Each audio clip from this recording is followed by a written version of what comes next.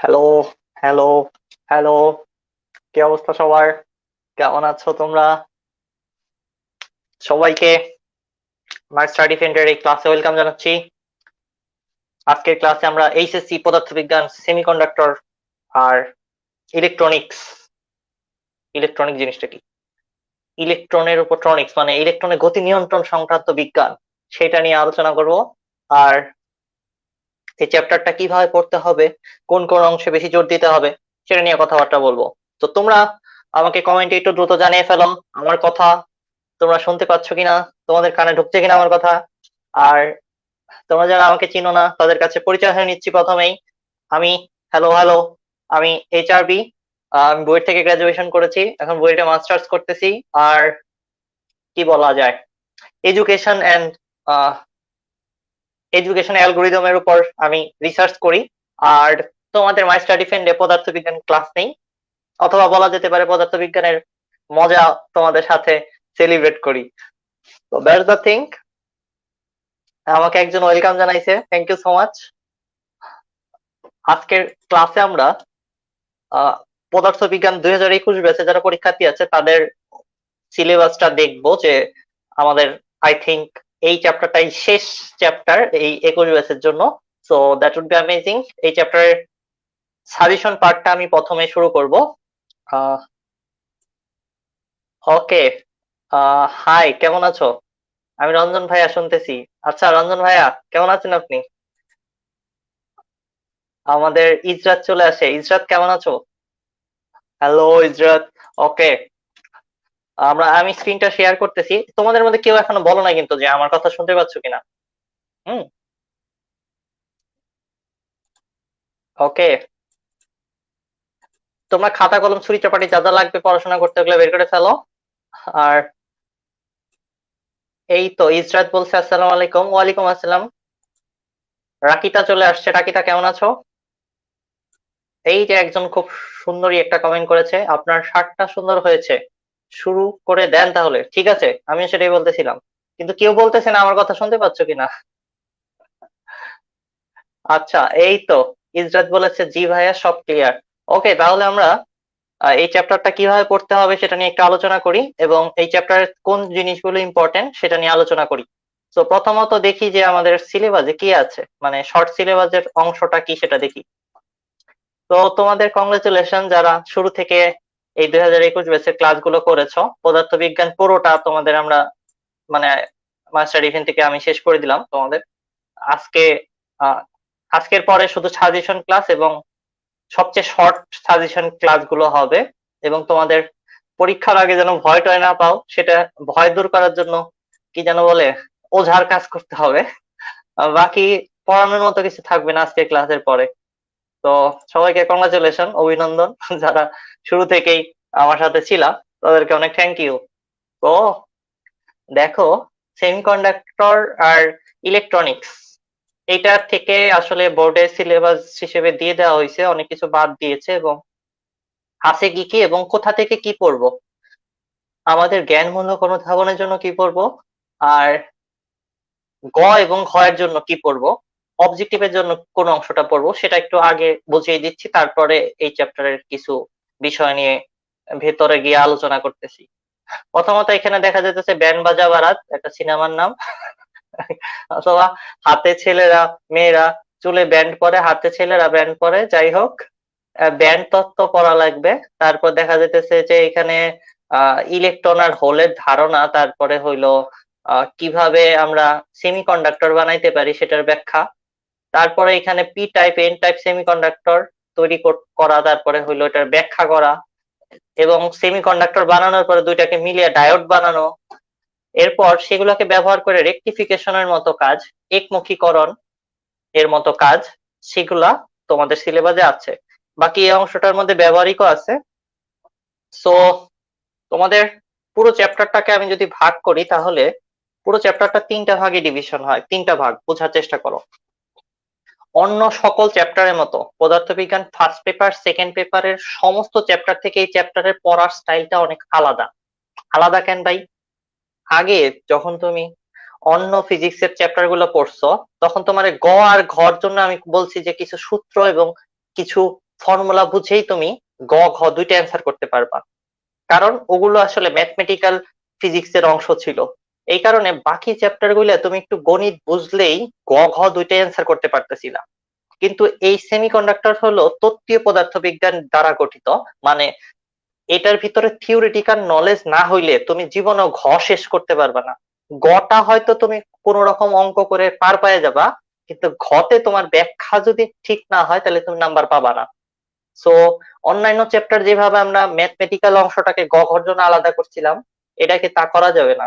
এখানে ম্যাথ গুলো আছে ছোট ছোট বাচ্চা বাচ্চা অবজেক্টিভের মতো এবং গতে আসার মতো, কিন্তু ঘর জন্য মানে অনেক বেশি নাম্বারের জন্য তোমার এখানে তত্ত্বীয় পদার্থবিজ্ঞান জানা লাগবে। সো এই কারণে এই চ্যাপ্টারটা বোরিং হয়, টিচাররা বেশি পড়ায় না আর তোমরা বেশি পড়ো না, আর পরীক্ষার আগে শুধু সেমিকন্ডাক্টর পারি না পারি না পারি না পারি না পারি না এরকম চিৎকার চেঁচামেচি করো, ঠিক আছে? তো দ্যাটস দ্য থিং, এই হলো সবচেয়ে বড় সমস্যা। আচ্ছা, আমাকে একজন বলেছে ভাইয়া ভিডিও রেজুলেশন মনে হয় কম। এটা খুবই কষ্টের কথা, ভিডিও রেজুলেশন কমে গেছে কেন? এই যে আমাদের স্টুডেন্ট চলে আসছে, জুবাইদা কেমন আছো? আহ রাকিতা তার ফ্রেন্ডস দেরকে মেনশন করতেছে, রাকিতার এত ফ্রেন্ডস, আমার এত ফ্রেন্ডস ছিল না ছোটবেলায়। আচ্ছা, চলো। সো তার মানে এই চ্যাপ্টারটা অন্যান্য চ্যাপ্টার থেকে কোথায় আলাদা? এই চ্যাপ্টারে গ ঘর জন্য থিওরি পড়তে হচ্ছে। অন্যান্য চ্যাপ্টারে থিওরি না পড়ে শুধু সূত্র মুখস্থ করেই গ আর ঘ 7 নম্বর ফ্রিতে পাওয়া যেত। বাট এই চ্যাপ্টারে তোমার কিছু বোঝা লাগবে, মানে একটু থিওরিটিক্যাল জ্ঞান থাকতে হবে, নাইলে তুমি এই চ্যাপ্টারে গ ঘ অ্যান্সার করতে পারবা না। আর আরেকটা ব্যাপার, ব্যাখ্যামূলক প্রশ্ন আসবে এখান থেকে, তার মানে হইলো নাম্বার কমানোর চান্স আছে। তাই এই চ্যাপ্টার থেকে যদি গ ঘ দাও তাহলে তোমার ব্যাখ্যাটা খুবই এক্সাক্ট হইতে হবে, পারফেক্ট হইতে হবে, তাহলে তুমি নাম্বার পাবা, নাহলে তুমি রসগোল্লা পাবা বা নাম্বার কম পাবা। অন্যান্য চ্যাপ্টার তুমি গাণিতিক ভাবে ব্যাখ্যা করতে পারবা, তাই নাম্বার পাওয়ার চান্স বেশি। এই কারণে সেমিকন্ডাক্টর যদি সহজও হয় সেটাকে এড়িয়ে যায় অন্য প্রশ্ন দেওয়ার চেষ্টা করবা। আর সেমিকন্ডাক্টর অনেক সহজ প্রশ্ন হয় বিকজ তাত্ত্বিক কথাবার্তা লিখে নাম্বার পাওয়া যাবে। That's the funny thing. So চলো আমি তোমাদেরকে তিনটা ভাগ যে বলেছি সেটা বোঝাই। একটা ভাগ হলো অবজেক্টিভের জন্য, সেকেন্ড যে পার্টটা সেটা হলো একটু গাণিতিক ব্যাখ্যা, মানে কি বলে, ম্যাথ ম্যাথ করার জন্য। আর থার্ড যে পার্টটা আছে সেটা হলো তোমার ঘ নম্বরের জন্য, অর্থাৎ তাত্ত্বিক ব্যাখ্যার জন্য। সো চলো আমি তোমাদের বুঝিয়ে দিচ্ছি। এই পুরো চ্যাপ্টারে তিনটা ভাগ আছে। তিনটা ভাগ যদি আমি এখানে দেখাই, এখানে দেখিয়ে দেওয়া যায়। আমি তোমাদের এটা একটু বড় করে নিচ্ছি। এই আমি এক পৃষ্ঠার মধ্যে যতটুকু নোট লিখেছি না, এই এক পৃষ্ঠার মধ্যে যা আছে এতটুকুই আসলে এই সেমিকন্ডাক্টরের গাণিতিক অংশ, মানে বোঝার মতো অংশ। বাকি কিছু নাই তেমন একটা। তোমাকে প্রথম যে সেকশনটা নিয়ে কথা বলতে চাচ্ছিলাম সেটা হলো পি টাইপের বস্তু কেমনে তৈরি হয়, এন টাইপ বস্তু কেমনে তৈরি হয়, সেমিকন্ডাক্টিং ম্যাটেরিয়ালের ধর্মগুলো মুখস্থ করা, তারপরে ব্যান্ড থিওরি থেকে অবজেক্টিভের অ্যান্সার করা। এগুলো হলো পার্ট ওয়ান এর ব্যাপার স্যাপার। তাইলে আমি তোমাকে যদি একটু সহজে বলে দেই যে কি করা যেতে পারে এই চ্যাপ্টারটার, সেটার জন্য আমি একটু সাদা খাতায় কথা বলি। এই চ্যাপ্টারের পার্ট ওয়ান, এটা মূলত অবজেক্টিভের জন্য। তোমার মাথায় রাখতে হচ্ছে ব্যান্ড বাজানো মানে ব্যান্ড থিওরি, তারপরে হইলো কিভাবে পরিবহন ব্যান্ড, তারপরে যোজন ব্যান্ড এগুলোর মধ্যে পার্থক্য, তারপরে সেমিকন্ডাক্টিং ম্যাটেরিয়াল, পরিবাহী অপরিবাহী এগুলোর মধ্যে কি কি ধরনের শক্তি স্তরের পার্থক্য থাকে সেগুলা, মানে অবজেক্টিভের জন্য যে নলেজ গুলো সেগুলা হইলো তোমার পার্ট ওয়ানে পড়ে। এগুলো আমি তোমাদের দেখাবো আর একটু পরে, বোরিং কথা তো ক্লাসের শেষে রাখবো ওগুলাকে, শুরুতে একটু অঙ্ক টঙ্ক করবো। আগে সাজেশনটা শেষ করি। পার্ট টু তে তোমার ব্যাখ্যা আসবে, কিছু ক্রিটিক্যাল ব্যাখ্যা। পার্ট টু তে আসলে ক্রিটিক্যাল ব্যাখ্যা না বলে আমি গ নম্বরের কথাটা বলি। গ নম্বরের জন্য মানে অঙ্কের জন্য তোমার অঙ্কের সূত্র আছে খুবই কম। এই I E is equal to I C plus I B, এই এই ধরনের অঙ্ক, আলফা বিটা, তারপরে হইলো delta R, delta V, delta I, এগুলার অঙ্ক, এই এই মাত্র দুইটা টাইপের অঙ্ক আছে এই চ্যাপ্টারে, যেটা গ নম্বরে আসার মতো। এটা হলো পার্ট টু। আর এই চ্যাপ্টারে পার্ট থ্রি বা সর্বশেষ যেটা সবচেয়ে বেশি নাম্বারে আসার মতো সেটা হইলো তোমার তত্ত্বীয় পদার্থবিজ্ঞান থেকে প্রশ্নের উত্তর করা, যেমন একমুখীকরণ, তারপরে বিনাশী ভোল্টেজ ব্যাখ্যা করা, তারপরে জেনার ক্রিয়া ব্যাখ্যা করা, জেনার ক্রিয়া, তারপরে এনপিএন জংশন, এনপিএন, আমি নিচে চলে গেছি, এবার অনেক উচ্চা করে দিচ্ছি, দাও, পিএনপি, এনপিএন, এগুলা ব্যাখ্যা করা, সম্মুখ ঝোঁক ব্যাখ্যা করা, বিমুখী ঝোঁক, ঝোঁক আর কি, ঝোঁক, ঠিক আছে, বিভিন্ন রকমের ঝোঁক ব্যাখ্যা করা, গ্রাফ বুঝতে পারা এবং রেকটিফিকেশন করানো, যেটাকে একমুখীকরণ, এটাকেই বলতেছি। এইগুলার ব্যাখ্যা থেকে হলো বেশি নাম্বারের প্রশ্ন এই চ্যাপ্টার থেকে ডিজাইন করা সম্ভব। সো তোমাদের এই তিনটা পার্টি যদি তুমি এই চ্যাপ্টার থেকে প্রশ্ন অ্যান্সার করো, তাহলে তোমার এই দুইটা পার্ট না, পুরো তিনটা পার্টি পড়তে হবে। আর যদি তুমি শুধু অবজেক্টিভ আর সিম্পল কখর জন্য প্রিপারেশন নিতে চাও, তাহলে এইটুকু পড়লেই হবে। এই চ্যাপ্টারের সবচেয়ে বোঝার মতো পার্ট, সবচেয়ে বেশি সময় যেখানে লাগে, সেটা পড়তে হবে না যদি তুমি সিকিউ অ্যান্সার না করো। এটা কিন্তু খুবই গুরুত্বপূর্ণ কথা। শুধু এমসিকিউর জন্য চিন্তা করলে পার্ট 1-2 পড়লেই চলবে, কিন্তু যদি তুমি সিকিউ সহ চাও, যে এমসিকিউ প্লাস সিকিউ দুইটারই আমি কমন পাবো, তাইলে তোমার এই তিনটা পার্টই পড়তে হবে। সো আমি প্রথমে ঢুকবো পার্ট 2 তে, কারণ পার্ট 2 তে অনেকের ঘুম কম আসবে, ক্লাস করতে করতে যেটা ঠাস করে ঘুমিয়ে পড়বা তোমরা অনেকেই, ঠিক আছে? তো ঘুম যেন কম আসে, এই কারণে পার্ট 2-র কিছু অঙ্ক তোমাদের আগে দেখাবো, তারপরে আমি এই পার্ট 1 পার্ট 3 নিয়ে কথাবার্তা বলবো। আর আমি একটা নোটও তোমাদের দিয়ে দেবো, যেটার মধ্যে এই জিনিসগুলা বিস্তারিত তোমরা পেয়ে যাবা। সো চলো কাজকর্ম শুরু করি। পার্ট 2-তে আমরা প্রথমত কিছু অঙ্কের মতো দেখবো। তোমরা এটা এইটুকু সাজেশনটা বুঝছো কিনা আমাকে একটু কমেন্ট করে, সবাই সুন্দরীরা, সুন্দর ছেলে মেয়েরা, সবাই একটু কমেন্ট করে একটু আমাকে জানাও যে এই তিনটা জিনিস লিখতে পারছো কিনা, পুরো চ্যাপ্টারের ডিভিশনটা বুঝছো কিনা, এটা একটু কমেন্ট করে জানাও তোমরা, ঠিক আছে? আ- আচ্ছা, এই যে আমাদের শান্তা চলে আসে। শান্তাকে আমরা মিস করেছি গত ক্লাসে, শান্তাকে দেখি নাই। শান্তা, কেমন আছো তুমি? ওকে, রাকিতা বলেছেন একদম ক্লিয়ার, একদম all clear, incident of shampoo, বুঝছো, স্কুল আলাদা তো লাইফ জিঙ্গাল আলাদা। জি ভাইয়া, ক্লিয়ার। ওকে, সো তিনটা পার্ট আছে এই চ্যাপ্টারের। দ্বিতীয় পার্ট থেকে আমি শুরু করছি, তার মানে এখন কিছু গণিত গণিত করব, যেগুলো অবজেক্টিভ এবং গ নম্বরের জন্য ইম্পর্টেন্ট। তো চলো, এই চ্যাপ্টারে গণিত করার জন্য সূত্র লাগে মাত্র 4টা। কয়টা? মাত্র 4টা। 4টা সূত্র আগে খাতার মধ্যে তোমরা তুলে ফেলো, তারপরে আমি তোমাদের অঙ্ক করানো শুরু করি। আর ব্যাখ্যামূলক কথা বলে তোমাদের আমি বোর করব না। আই মানে হইলো নিঃসারক বা ইমিটরের কারেন্ট, আইসি মানে হইলো মানে কালেক্টর, সি মানে কালেক্টর বা সংগ্রাহকের কারেন্ট, আর পিট বা বেইজ বলে বাংলায়। বেইজের বাংলা পিট হইলো কেমনে করে, এটা তো বাংলার যারা মানে বাংলা লেখা যারা লেখে ওই লোকজন বলতে পারবে। যাই হোক, এটা হলো বেইজ কারেন্ট, এই দুটার যোগফল হয় ইমিটরের সমান, এই সূত্রটা লাগবে। আর হইলো প্রবাহ বিবর্তন গুণক, এটাকে আহ, প্রবাহ মানে কারেন্ট, ইংলিশও জানতে হবে, কারণ তোমাদের প্রশ্নের মধ্যে মাঝে মাঝে বাংলা না দিয়ে ইংলিশেই কথাটা বলা থাকে। এই কারণে মানে আমি তোমাদের বেশি জ্ঞানী বানানোর জন্য বলতেছি না, ইংলিশটা লাগবে দেখে বলতেছি, যে এটার নাম current gain factor. Current gain বললে হবে না, ফ্যাক্টর কথাটা থাকতে হবে, তাইলে ওইটা আলফা বুঝে নিবা। আলফার মান এই আইসি ভাগ আই দ্বারা বের করতে পারবা। আর প্রবাহ বিবর্ধন বা প্রবাহ লাভ, কারেন্ট গেইন বা কারেন্টের যে কি বলা হয়, লাভ বা প্রফিট, সেটা হইলো beta is equal to IC by IB. এতটুকু লেখো। এরপরে একটা ডাইনামিক রেজিস্ট্যান্সের কনসেপ্ট আছে, মানে গতিশীল রোধ বলে, সেটা বের করার উপায় হইলো ভি ইজিক্যাল টু আইআর এর মতো চিন্তা করতে পারো, delta V divided by delta আর করলে গতীয় রোধ পাওয়া যায়। এই চ্যাপ্টারে আর তেমন কোনো সূত্র তোমার অঙ্ক করতে লাগবে না, মাত্র 4টা সূত্র। সবাই একটু খাতায় লিখে নাও, লেখা আই থিঙ্ক হয়ে গেছে সবারই, তারপরে আমি একটু সময় দিলাম, লিখে নিলে আমার সাথে এখন অঙ্ক করতে পারবা, সুবিধা হবে। So let's begin.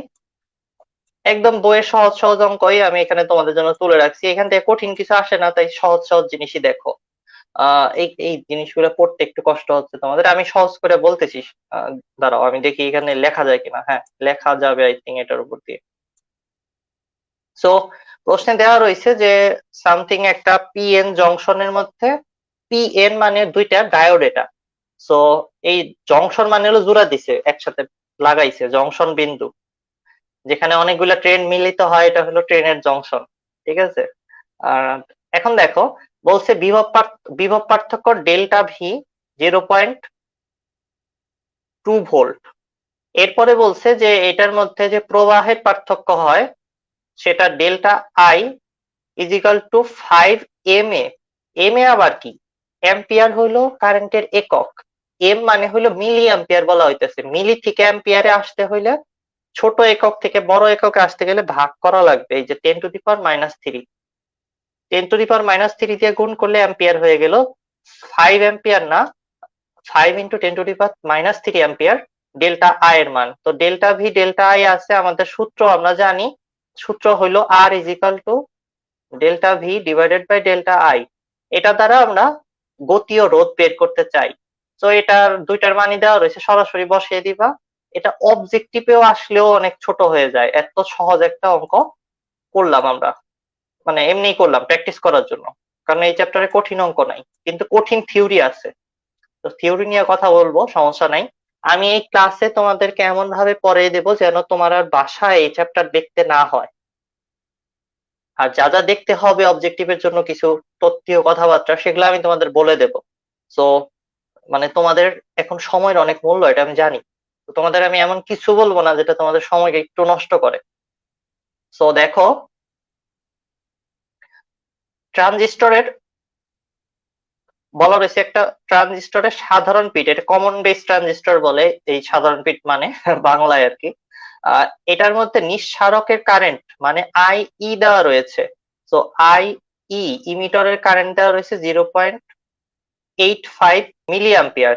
এরপরে পিট প্রবাহ, পিট মানে বেস, আইবি দেওয়া রয়েছে 0.05 মিলি অ্যাম্পিয়ার। এরপরে বলা হইতেছে প্রবাহ বিবর্তন গুণক আলফা বের করো, দরকার পড়লে বিটাও বের করতে পারবো, সবই বের করা সম্ভব। এখন প্রশ্ন হলো আলফা বের করতে বলছে, আলফার সূত্র কি? তোমরা যারা খাতায় লিখেছো তারা জানো আলফার সূত্র আইসি ভাগ আইই, কিন্তু আইসি কোথাও দেওয়া নাই, আইবি দেওয়া আছে, আইই দেওয়া আছে, আইসি নাই। তাই আমরা কি করব, আইসি বের করার জন্য এইখানে আইসি আলা একটা সূত্র লিখবো, এইখান থেকে এই জিনিসটা আইসিটাকে বের করে আনবো। সো আমাদের কাছে ইমিটরের কারেন্ট আছে মানে আই ই আছে, আই বিও আছে। সো আইসি এখান থেকে বের করে আনা সহজ, খালি একটা বিয়োগ করলে বের হয়ে আসবে। সো এটা এটা করে এখানে বের করা হয়েছে। আচ্ছা, এখানে বের করা হয়েছে 0.8 আসছে অ্যান্সার, নো প্রবলেম, যাই আসুক। এরপরে আলফার মান আমরা সরাসরি বের করে ফেলেছি, 0.80 মতো কিছু একটা আসছে। সো দ্যাটস দ্য থিং, এই অঙ্কটা অত্যন্ত সহজ, কিন্তু আমরা 2-3টা সূত্র ব্যবহার করা শিখলাম আর কি এগুলোর দ্বারা। এরপরে দেখো আরো একটা অঙ্ক, এটার মধ্যেও তোমাকে দেওয়া রয়েছে যে একটা সার্কিটে অ্যামিটারের কারেন্ট, কমন বেস সার্কিটে অ্যামিটারের কারেন্ট দেওয়া রয়েছে, অ্যামিটার থেকে যে রিডিং পাওয়া যাচ্ছে সেটা বলা রয়েছে যে কারেন্টের চেঞ্জ দেওয়া রয়েছে 100 মাইক্রো অ্যাম্পিয়ার থেকে 150 মাইক্রো অ্যাম্পিয়ারে উন্নীত হয়েছে।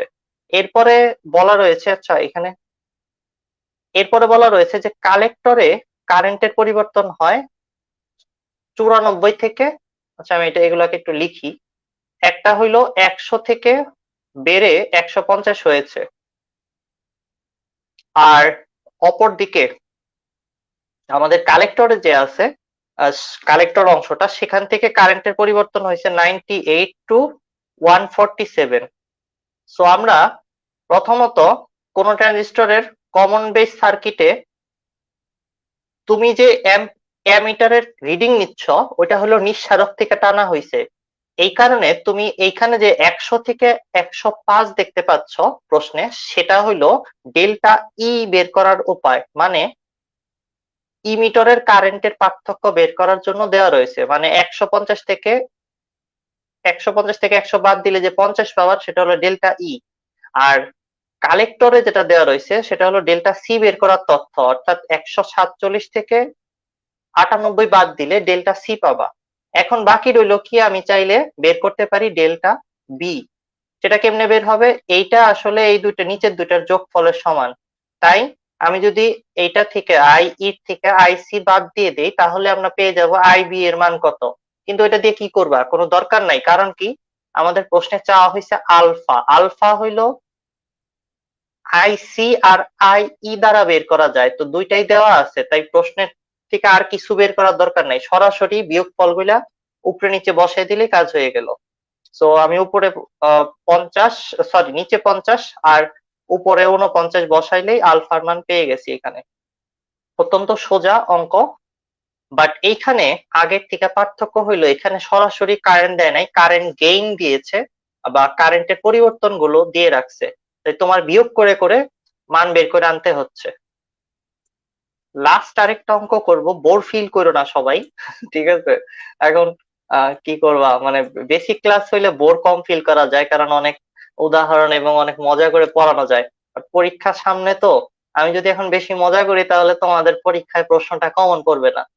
আর পরীক্ষা হলে যেন তোমরা মজা পাও এই কারণে এখন একটু মজা কম করতেছি, বিকজ চ্যাপ্টারের মধ্যে অনেক থিওরিটিক্যাল কথা আছে যেগুলো একটু বোরিং লাগে। যাই হোক, সমস্যা নাই। কি যেন সেদিন একটা মুভি দেখতেছিলাম, একটা একটা পুলিশ অফিসার বলে আমি তোমাকে এমন জায়গায় পাঠাবো যেখানে তুমি মরে যেতে চাবা। এখন পুলিশ অফিসারদের দিকে তাকিয়ে ওই চোরটা বলে যে তুমি কি তোমার ইনস্টাগ্রাম অ্যাকাউন্টে পাঠাবো আমাকে?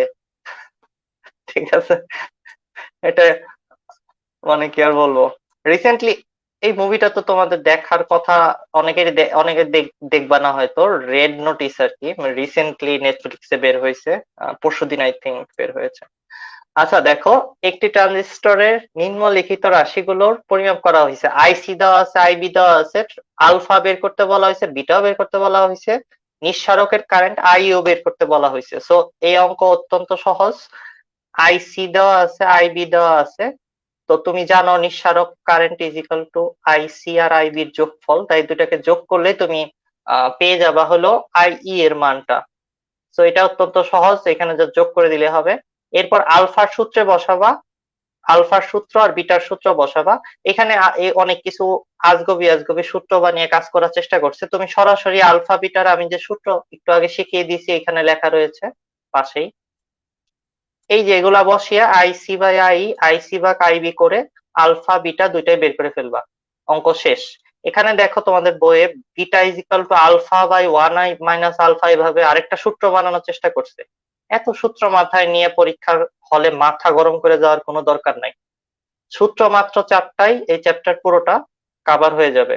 কিন্তু দুঃখের ব্যাপার হইলো অন্যান্য চ্যাপ্টার হইলে এরকম কয়েকটা অঙ্ক করলেই পুরো চ্যাপ্টারের সবচেয়ে বেশি মার্ক, অবজেক্টিভের মার্ক আর গ ঘর মার্ক সবই পাওয়া যেত।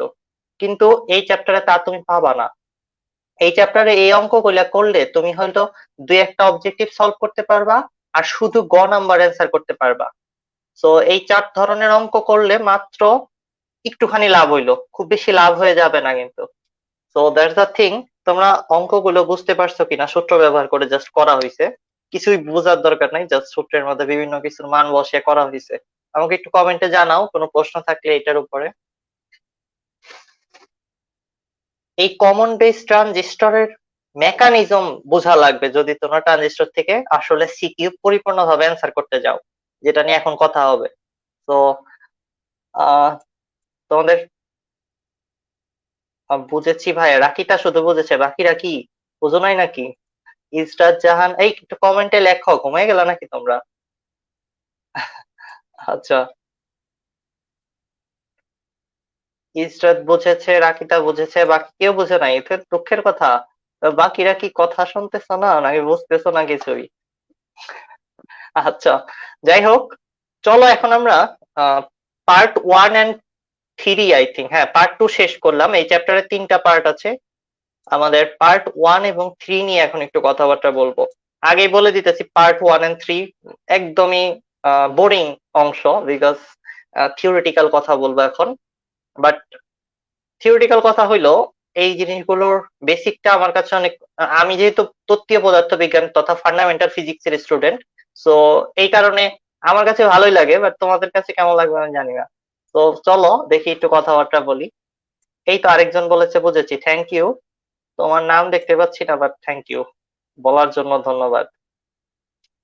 আসো এবার মানে আমাদের পুরো চ্যাপ্টারের বেসিক, অর্থাৎ সবচেয়ে বেশি নাম্বার যেখান থেকে আসবে তত্ত্বীয় কথাবার্তা, সেগুলো একটু তোমাদের সাথে আলোচনা করি। প্রথম কথা, ইলেকট্রনের গতি নিয়ন্ত্রণ করা সম্পর্কে পদার্থবিজ্ঞানের যে শাখা কাজ করে এটাকে বলা হয় electronics. So semiconductor and electronics, এটার মধ্যে ইলেকট্রনিক্স কথাটার অর্থ হইলো ইলেকট্রনের গতি নিয়ন্ত্রণ করে মানুষের জীবনে ইম্প্যাক্ট ফেলবো আমরা। সো এরপরে তোমাদের, আমি এখানে নোটের মধ্যে কিছু দিয়ে দিয়েছি যে কিভাবে তুমি পরিবাহী, অর্ধপরিবাহী আর এগুলোর মধ্যে পার্থক্য করতে পারবা। এরপরে আসে হইলো ব্যান্ড তত্ত্ব। এটা নিয়ে আমি তোমাদের সাথে একটুখানি কথাবার্তা বলবো।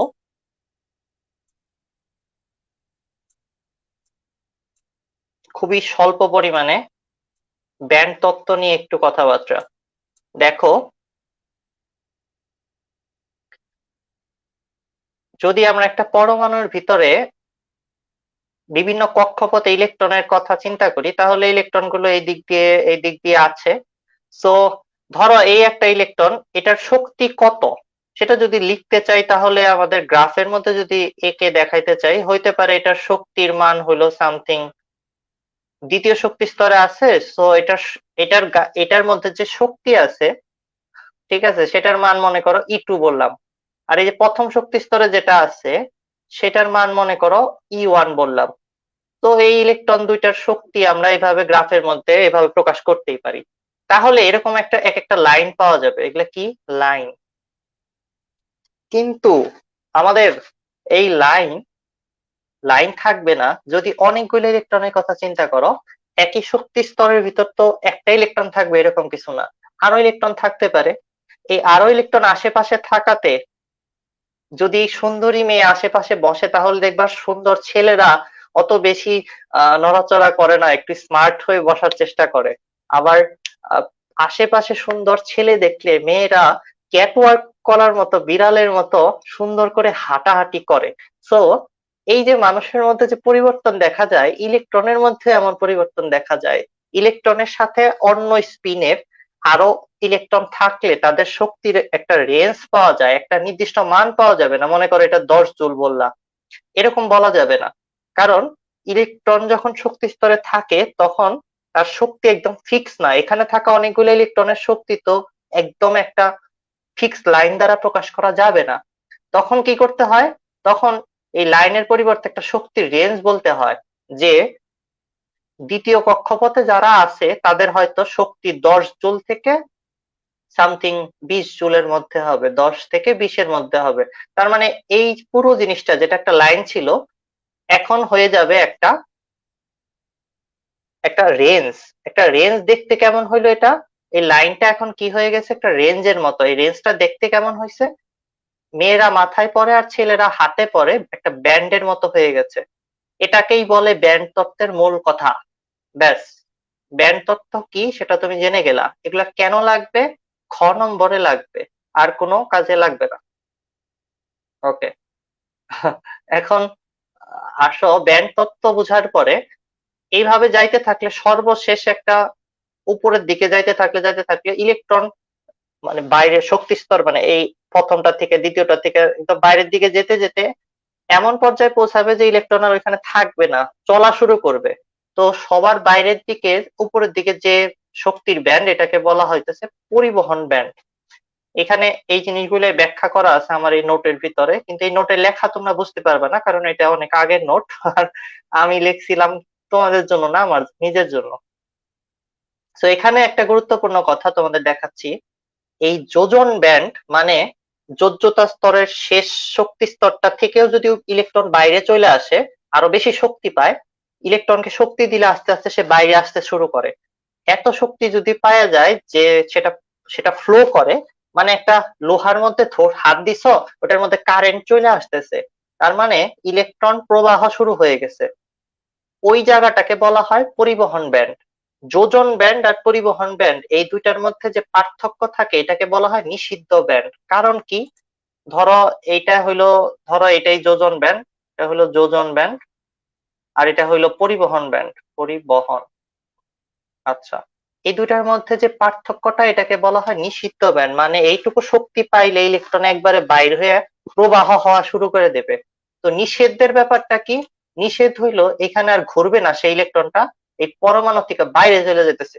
তাই অনেকটা বলা যেতে পারে যে সমস্ত নিষেধাজ্ঞা বাদ দিয়ে মানুষজন বের হয়ে গেছে আর কি ঘর থেকে, করোনার ভয় এড়িয়ে মাস্ক টাস্ক পরে আমরা বের হয়ে গেছি এখন, বুঝতে পারছো? তো আমরা নিষেধও মানি নাই আর কি।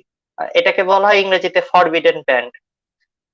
আমি এই যে আগেই বলতেছি একটু, আবার আমার চেহারা দেখে নাও, বোর ফিল হইতে পারে আগেই বলে দিচ্ছি। আবার যারা জীবনে পড়ো নাই, এখন এই ব্যাখ্যা থেকে ক, খ এবং ঘ ব্যাখ্যা লিখতে পারবা। দ্যাটস দ্য রিজন আমি কথা বলতেছি, নাহলে আমার যে এগুলা পড়াইতে খুব ভালো লাগতেছে এরকম কিছু না। আচ্ছা, ক্লাসটা করো ভালোভাবে। ভাইয়া তো আসছেনি আমাদের পাশে। তোমাদের পাশে আছি সেটা কেমনে? তোমার পাশে কে আছে কে জানে।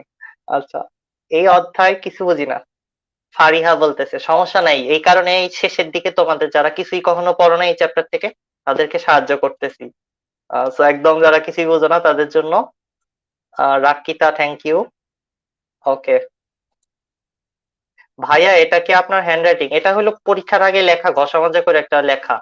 তো এটা ওরকম কোনো হ্যান্ডরাইটিং না, বাট বুয়েটের ছাত্রদের লেখা অনেক খারাপই হয়। ঠিক আছে। আচ্ছা, একজন বলতেছে এটার উপর মাস্টার ক্লাস হবে। হ্যাঁ, 4টা ক্লাস আছে, এই পুরো চ্যাপ্টারটা আস্তে আস্তে করানো আছে, মাই স্টাডি ফ্রেন্ডের ইউটিউব চ্যানেলে পাওয়া যাবা। আর বাকিটা মানে আজকেও তোমাদের আমি পুরোটা একটা মাস্টার ক্লাসের মতো করে শেষ করে দেব, চিন্তা করো না। চলো কাজ শুরু করে দেই। সো এরপরে চলে আসো, এখানে তোমাদের পড়ার মতো বিষয় আছে এই যেগুলো মুখস্থ করতে হবে, যে অন্তরক পদার্থে যোজন ব্যান্ড আর পরিবহন ব্যান্ডের শক্তির পার্থক্য, এই যে 15 ইলেকট্রন ভোল্ট, এই কথাগুলো বইয়ের মধ্যে আছে, অবজেক্টিভের জন্য লাগবে।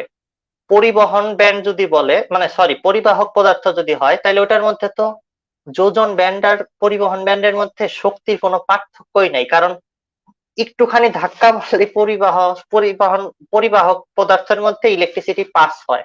সো যে যেখানে তুমি এই পার্থক্যটা বেশি দেখবা তখনই বুঝতে পারবা। তোমাকে যদি কোনো অবজেক্টিভে বা খতে জিজ্ঞেস করা হয়, খ নম্বরে, যে আহ, নিষিদ্ধ ব্যান্ড অনেক বড় হইলে সেটা কি ধরনের পদার্থ হইতে পারে? নিষিদ্ধ ব্যান্ড বড় হওয়ার মানে হইলো ওইটার মধ্যে অনেক বেশি শক্তি দিতে হবে ইলেকট্রন চালানোর জন্য, সেটা অপরিবাহক পদার্থ বা অন্তরক টাইপের পদার্থ হবে। আর যদি নিষিদ্ধ ব্যান্ড অনেক ছোট্ট হয়ে যায়, তার মানে হইলো এটা পরিবাহক টাইপের বা অর্ধপরিবাহক টাইপের হয়ে যাবে। অর্ধপরিবাহক হইতে গেলে 1.1 ইলেকট্রন ভোল্টের মতো হয়। এগুলো এখানে কথা বলা আছে। এরপর সিলিকন অ্যালুমিনিয়াম দিয়ে কিভাবে পি টাইপের বস্তু তৈরি করতে পারবা সেই কথাগুলো বইয়ে আছে, তোমরা এখান থেকে রিডিং করতে পারবা। পি টাইপের বস্তুর মধ্যে জেনারেলি পজিটিভ হোল দ্বারা ইলেকট্রিসিটি পাস হয়, মানে প্রোটন হলো ইলেকট্রনের ফ্লোর জন্য দায়ী থাকে। সেটা এখানে লেখা আছে ডিটেলসে, কিন্তু তোমাদের একটা কথা মনে রাখতে হবে, সিলিকন অ্যালুমিনিয়াম, এই সিলিকনের হলো চারপাশে সর্ববহিঃস্তরে 4টা ইলেকট্রন, আর অ্যালুমিনিয়ামের হলো মাত্র 3টা ইলেকট্রন, তার মানে একটা ইলেকট্রন কম আছে, ওই কারণে হোল বা প্রোটন সৃষ্টি হচ্ছে পুরো সিস্টেমের মধ্যে। তাই পুরো পদার্থটা যেটাকে পি টাইপ, মানে পি টাইপ মানে পজিটিভ টাইপ বলা হইতেছে, এটার কারণই হইলো এটার ভিতরে ভেজাল পরমাণু হিসেবে অ্যালুমিনিয়াম ব্যবহার করা হয়েছে। এখন কি কথা মনে রাখবা সেটা একটু খাতায় লিখে নাও। পি টাইপ বস্তু হইলে, পি টাইপ বস্তু হইলে সেটার মধ্যে থাকে হইলো সিলিকন আর অ্যালুমিনিয়ামের মতো জিনিসপত্র, যেটার যোজনী 3 আর 4। আর এন টাইপ হইলে ওইটা সিলিকন আর, আর এখানে কি আছে, এস, এটা দ্বারা তৈরি, মানে 4 আর যোজনী একটু বেশি সেটা দ্বারা তৈরি। এই 4 আর 5-এর ব্যাপারটা বুঝছো, 5 মানে 4টারও বেশি ইলেকট্রন আছে, তার মানে এখানে ইলেকট্রন হইলো প্রবাহ তৈরি করতেছে এই পদার্থে, এন টাইপে। আর নেগেটিভ টাইপ মানে ইলেকট্রন, প্রোটন বা পজিটিভ টাইপ হইলো হোল দ্বারা, মানে ইলেকট্রনের অভাব আছে এখানে একটা, সেটা দ্বারা ইলেকট্রিসিটি তৈরি করতেছে। So P type N type বস্তুর মধ্যে এই ধরনের কিছু কথা তোমার জানতে হবে। তোমাকে যদি জিজ্ঞেস করা হয় যে চার যদি পরমাণুর সাথে আরেকটা পরমাণু দিয়ে দিলাম তোমাকে, তোমাকে বললাম বি একটা পরমাণু যার যোজনী 3, সি একটা পরমাণু যার যোজনী 5। তুমি এখন সিলিকনের সাথে বি কে নিয়ে পি টাইপ বানাইতে পারবা না সি কে নিয়ে এন টাইপ বানাইতে পারবা? যদি সিলিকনের সাথে বি নাও তাহলে তৈরি হবে পি টাইপ বস্তু, সিলিকনের সাথে যদি সি নাও তাহলে তৈরি হবে এন টাইপের বস্তু। এটা সৃজনশীল বা অবজেক্টিভে আসার মতো কোশ্চেন, বোঝার চেষ্টা করো এই জ্ঞানগুলা কেমনে পরীক্ষায় আসবে। সো দ্যাটস দ্য থিং, এইটুকু নলেজ তোমার লাগবে পি টাইপ এন টাইপ বস্তুর জন্য। আরেকটা নলেজ লাগবে, সেটা হইলো এগুলাকে বলা হয় ভেজাল পরমাণু। মানে সিলিকন দ্বারা তৈরি নর্মাল একটা সেমিকন্ডাক্টরের ভিতরে এই জিনিস ঢুকানো হয়েছে কেন? কারণ ইলেকট্রনের ঘাটতি সৃষ্টি করে হোল দ্বারা ইলেকট্রন ফ্লো, ইলেকট্রিসিটি ফ্লো ঘটানোর চেষ্টা করা হচ্ছে। তাই এই জিনিসগুলাকে নর্মালি বলা হয় ভেজাল পরমাণু। সো আর এই ভেজাল পরমাণু যুক্ত করার যে মেথড আছে সেটাকে তোমাদের ক নম্বরে প্রশ্ন আসবে, ডোপিং কাকে বলে? ডোপিং হইলো এই জিনিসটাকেই বলে, মানে ভেজাল পরমাণু যুক্ত করে কৃত্রিম ভাবে সেমিকন্ডাক্টর তৈরির প্রক্রিয়া, এটাকে বলা হয় দূষিত সেমিকন্ডাক্টর। প্রকৃতিতে বিশুদ্ধ সেমিকন্ডাক্টর আছে, দূষিত সেমিকন্ডাক্টরও আছে, দুইটা টাইপ আছে, সেটা নিয়ে যে এখানে লেখা রয়েছে। আর ভেজাল যুক্ত করার প্রক্রিয়াটাকে ডোপিং বলে। তো আমরা জাস্ট এই বক্সের মধ্যে যা আছে এতটুকু বুঝলেই পি টাইপ এন টাইপের অনেক খ নম্বর, ক নম্বর এবং অবজেক্টিভের উত্তর করতে পারবো। এরপরে এই কথাগুলো যা বলেছি এগুলা ডিটেলসে লেখা রয়েছে। পরের সেকশনটাতে আমরা দেখব পি এবং এন দুইটা মিলায় একসাথে, পি টাইপ এবং এন টাইপ বস্তু একসাথে মিলায় যদি আমরা ডায়োড তৈরি করি, দুইজন মানে ডায়োড, পিএন জংশন যদি তুমি তৈরি করো সেই ক্ষেত্রে কি হয়, ভিতরে কি ঘটনা ঘটে?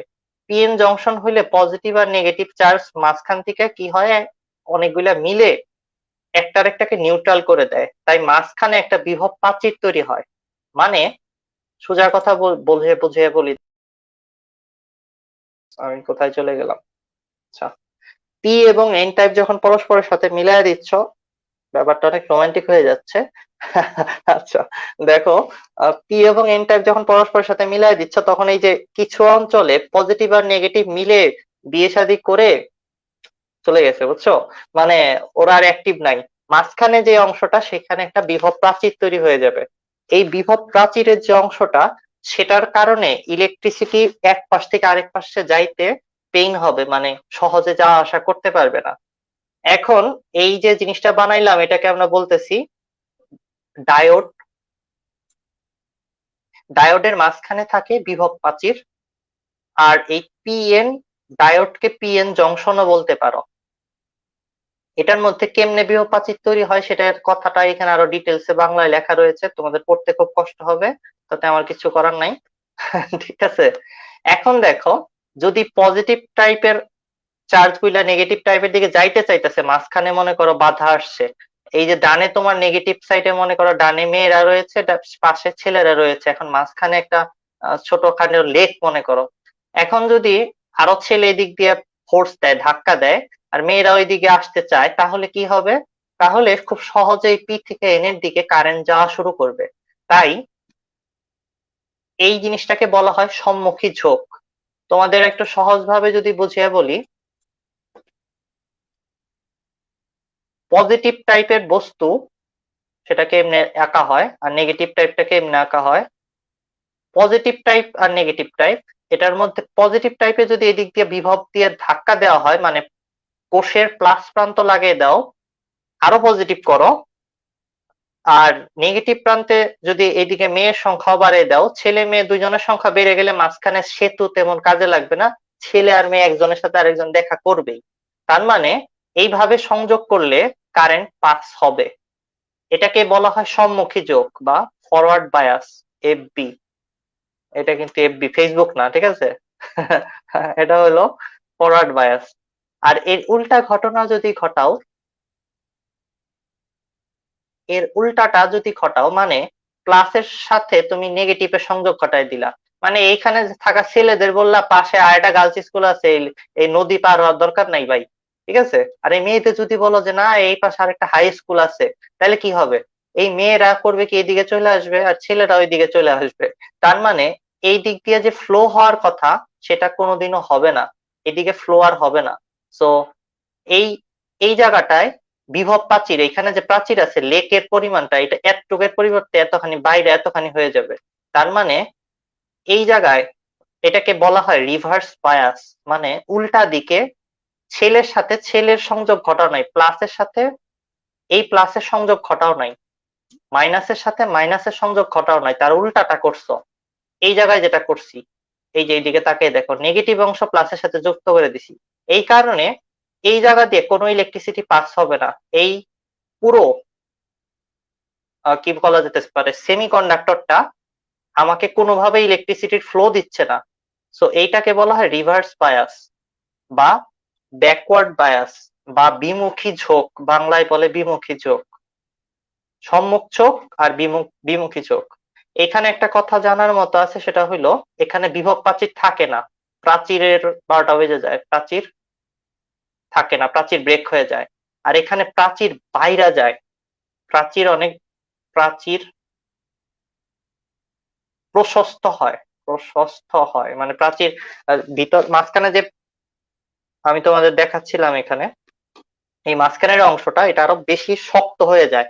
তো অনেক বলতে পারো যে কি বলে মেয়ের আব্বার ইচ্ছা পূরণ হয়ে গেছে, মেয়ে আর ছেলেদের কাছে যাইতেছে না, ঠিক আছে, অনেকটা এরকম বলতে পারো। তো এখন তোমাদের সবথেকে গুরুত্বপূর্ণ কথা বলতে যাচ্ছি, রিভার্স বায়াস বা উল্টা দিকে যখন কারেন্ট কানেকশন করছো তুমি, তখনও কিছু পরিমাণ চার্জ এক পাশ থেকে আরেক পাশে পাস হবে। এটা আবার কেমন কথা ভাই? এই কথাটাই পরীক্ষায় আসে, যে কথাটা তোমরা খেয়াল করো না। এই জায়গাটায় খেয়াল করে দেখো, পি টাইপের বস্তুর মধ্যে নরমালি কি থাকার কথা? বেশি পরিমাণে হোল থাকার কথা। আর এন টাইপের বস্তুর মধ্যে কি থাকার কথা? বেশি পরিমাণ ইলেকট্রন থাকার কথা। কিন্তু প্রকৃতিতে সবকিছুর মধ্যে একটু ভেজাল থাকে, তাই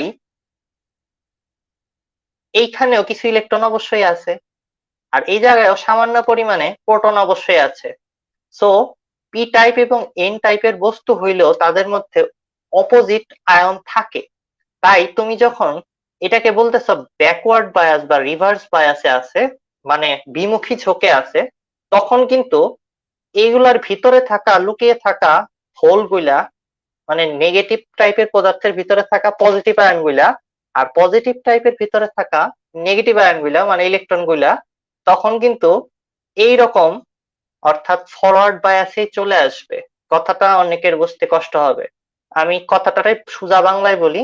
এটাকে বলা হয় কারো পৌষ মাস আর কারো সর্বনাশ। মানে এই পি টাইপের বস্তু এবং এন টাইপের বস্তুর মধ্যে তুমি উল্টা দিকে কারেন্ট কানেক্ট করায় এরা হোলকে ওইদিকে পাঠাইতে পারতেছে না, মানে পি টাইপের বস্তু থেকে কারেন্ট ওইদিকে যাচ্ছে না বা এন টাইপের বস্তু থেকে কারেন্ট এদিকে আসতে পারতেছে না। কিন্তু এদের ভিতরে থাকা ইলেকট্রন গুলা তো ঠিক এটার মতোই সম্মুখ বায়াসের মতো বিহেভ করতেছে। একটু চিন্তা করে দেখো, আরো ডিটেলসে একটু দেখাই।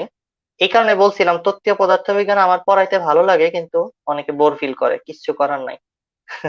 দেখো, এই নেগেটিভ চার্জ যদি এইখানে যায়, মানে এই দিক দিয়ে যাওয়া শুরু করে, চিন্তা করো তাহলে কি ইলেকট্রনের গায়ে কি কি করতেছে? পজিটিভলি সে এফেক্ট করতেছে, মানে ইলেকট্রন আরো বাড়াই দিতেছে। আর এইখানে থাকা প্লাস চার্জ গুলো যদি এই হোলের দিকে চিন্তা করে বলো, তাহলে প্লাস তো প্লাসেই কানেক্ট হয়ে গেছে, মাইনাস মাইনাসে কানেক্ট হয়ে গেছে, প্লাস প্লাস প্লাসে কানেক্ট হয়ে গেছে। তাই বাকি সবাই উল্টা দিকে যাইতে না পারলেও এই যে ছোট ছোট কালো কালো আমি হোল দেখাচ্ছি যেগুলা, এগুলা একটা আর একটার সাথে মিলে এইদিকে একটা প্রবাহ ঘটিয়ে দেবে।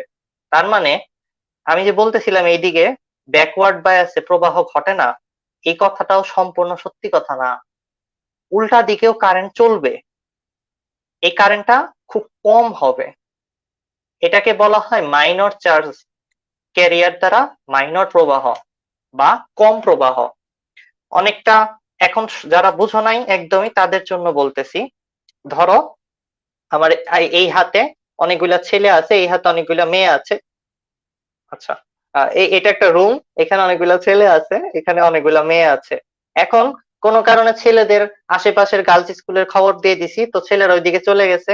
আর এইদিকে থাকা মেয়েদের ওই পাশে একটা বয়েজ স্কুলের কথা বলে দিছি, ওরা ওই পাশে চলে গেছে। তো এই ছেলে মেয়েরা একজন আরেকজনের সাথে দেখা সাক্ষাৎ করতেছে না, কারণ এই যে এই যে আমার হাতে ডান হাতে থাকা ছেলেদের আমি গার্লস স্কুলের খবর দিয়ে দিছি, আর মেয়েদের থাকা এই হাতে থাকা মেয়েদের আমি একটা বয়েজ স্কুলের খবর দিয়ে দিছি।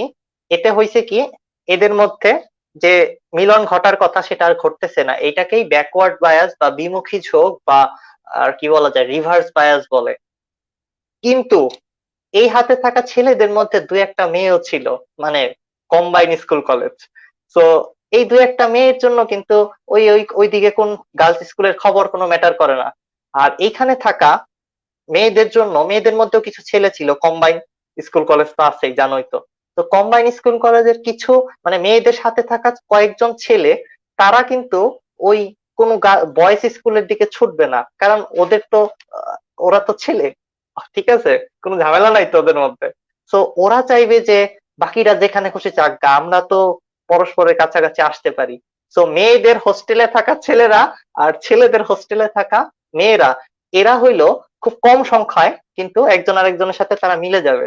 এই ঘটনাটাকে বলা হইতেছে minor charge flow, minor charge দ্বারা যে ফ্লো হচ্ছে। এটাকে গ্রাফিক্যালি এখন তোমাদের বোঝাচ্ছি, দেখো। আহ দেখো এখানে বোঝানো আছে, যখন ফরওয়ার্ড বায়াসে থাকে তখন গ্রাফটা এইভাবে বাড়তে থাকে, মানে কারেন্ট আস্তে আস্তে আস্তে আস্তে বাড়তেছে যতই ভোল্টেজ বাড়াচ্ছ। এটাকে এফ ভি বলা হচ্ছে, মানে ফরওয়ার্ড বায়াস। তার উল্টা দিকে গেলেও কিছু কারেন্ট তৈরি হচ্ছে। তোমাদের জিনিসটাকে আমি আবার এঁকে দেখাই নতুন করে, তাহলে বুঝতে সুবিধা হবে। আমি কিন্তু শুধু এই কারণেই পড়াচ্ছি কারণ তোমাদের পরীক্ষায় এই চ্যাপ্টার থেকে তত্ত্বীয় ব্যাখ্যা আসবে, এবং এই ব্যাখ্যাগুলো তোমরা বই থেকে পড়তে তোমাদের অনেক সময় লেগে যাবে, তার মানে পড়া আর হবে না তোমাদের। তো দেখো, ফরওয়ার্ড বায়াস হলো ডানে আমি ভি এফ লিখতেছি, মানে ভোল্টেজটাকে এমন ভাবে যুক্ত করছি, ছেলেদের সাথে প্লাসের সাথে প্লাস, মাইনাসের সাথে মাইনাস যুক্ত করে দিছি। এতে প্রবাহ চলবে, মানে পিএন জংশনে এই বরাবর প্রবাহ চলবে। এই অবস্থা হলো ডানের অবস্থাটা, তার মানে ভোল্টেজ যত বাড়াবো ততই প্রবাহ বাড়তে বাড়তে বাড়তে বাড়তে বাড়তেই থাকবে।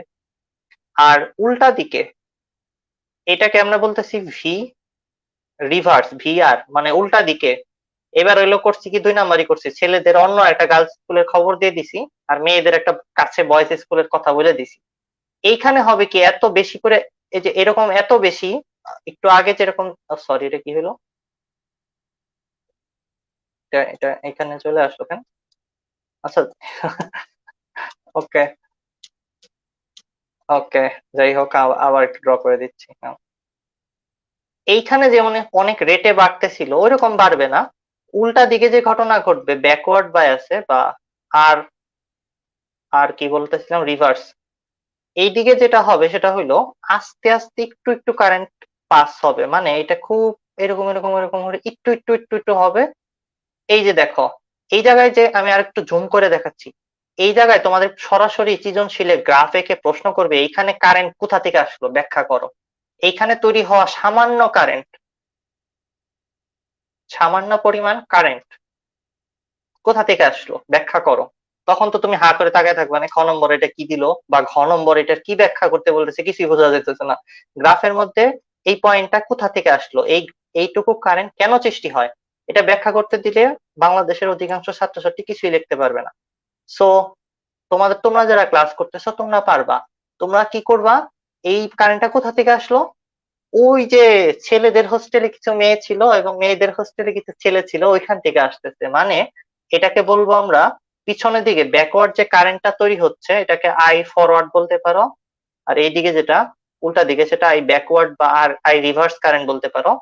এই রিভার্স কারেন্ট সামান্য তৈরি হচ্ছে কারণ হলো প্রত্যেকটা পি টাইপ এবং এন টাইপ বস্তুর ভিতরেও উল্টা জিনিস থাকে, মানে পজিটিভ টাইপের ভিতরে হোল না থেকে কিছু ইলেকট্রন থাকে, আর নেগেটিভ টাইপের ভিতরে কিছু প্রোটন থাকে, মানে হোল থাকে।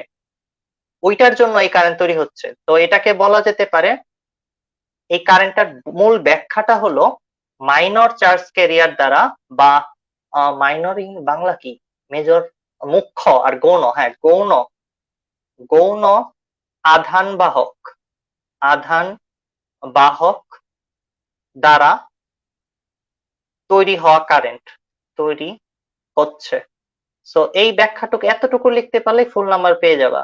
যে পিছনে কেন কারেন্ট তৈরি হইতেছে, এদিক দিয়ে তো কারেন্ট তৈরি হওয়ার কথা না, এটা হলো গৌণ আধান বাহক দ্বারা কারেন্টটা তৈরি হচ্ছে। এরপরে একটা ব্যাখ্যা করতে বলে এই জায়গাটায় কি হয়েছে যে এত কারেন্ট বাইরে গেল হুট করে।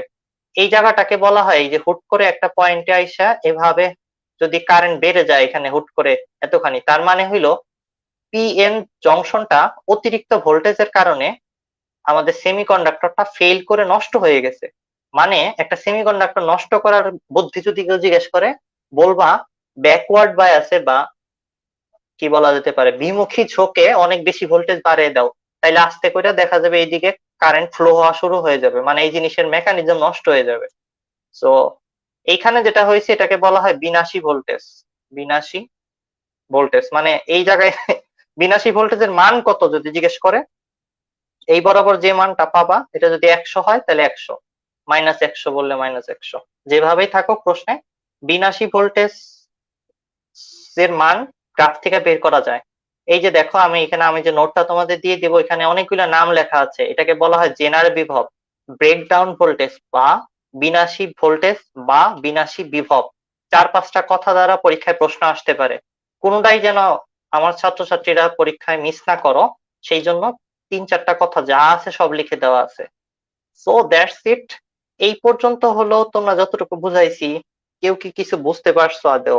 তত্ত্বীয় কথাবার্তা একটু ডিফিকাল্ট হয়, সো এই কারণে টিচাররা পড়াইতে চায় না। এখন আমি কি করবো, আমি তো চাই তোমরা সম্পূর্ণ পারো, যাই আসুক পরীক্ষা অ্যান্সার করতে পারো, এই কারণে পড়াচ্ছি। তাতে কি বলে কিছু ভিউজ কমে গেলে যাক, সমস্যা কি।